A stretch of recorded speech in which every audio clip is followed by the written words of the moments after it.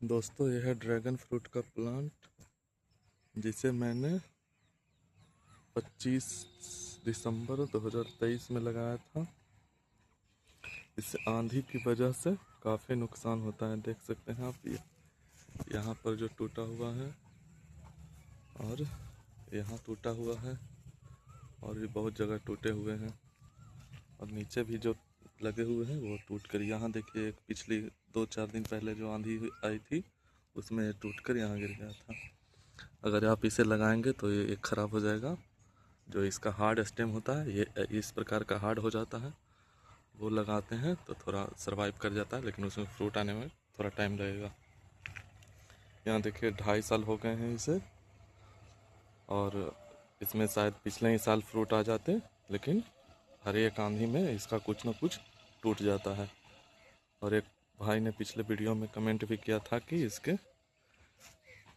धूप में रहने से इसे पीला हो रहा है, तो इसे ग्रीन नेट में रखने को कहा था। लेकिन मैं हमेशा इसे ग्रीन नेट में ही रखता हूँ, लेकिन इतनी आंधी आती है हमारे तरफ और गर्म में लू भरी हवाएं तेज़ चलती है तो ग्रीन नेट उड़ जाता है।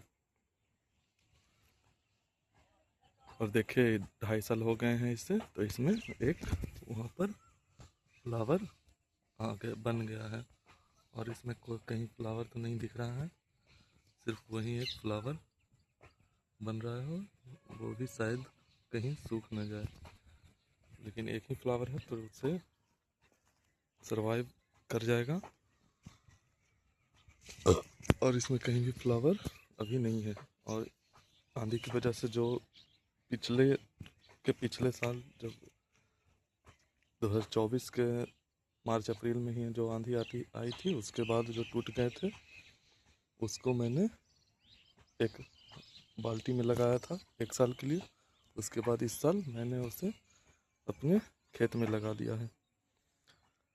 देखते हैं उसमें कैसे होती है। खेत में लगाने से उसे आंधी से उतना नुकसान नहीं होता है, इससे खुले में रहने की वजह से इसे काफ़ी आंधी से नुकसान होता है। इसे लगाने के लिए आप हमेशा सैंडी सॉइल यूज करें। अगर इसमें पानी ज़रा भी रुकेगा तो पूरा गल जाएगा। आप इसे लगाने के लिए अगर आप छत पर लगाना चाहते हैं तो बाल्टी में बहुत सारा मिट्टी लें, इसे कम से कम 25-24 इंच के गमले में यूज लगाएं और उसमें ढेर सारा रेत मिलाएं, लगभग 30%। थोड़ी बहुत बर्मी कंपोस्ट या गोबर की खाद जो भी आपको मिल जाए वो मिलाकर आप इसे लगा सकते हैं। ये 2 से 2.5 साल में, अगर आपको सही नर्सरी से अगर सही पौधा मिल जाता है तो 2 साल में आपको बाल्टी में ही या आपको गमले में ही फल देखने को मिल जाएंगे। अगर आप खेत में लगाते हैं तो अगर किसी बांस के पोल के सहायता से लगाते हैं तो पोल के जगह पर जहाँ लगाएंगे आप उसे 1 से 1.5 फीट ऊंचा लगाएं ज़मीन से, नहीं तो बारिश के टाइम अगर वहाँ पानी जमा होगा तो इसकी जड़ गल जाएगी।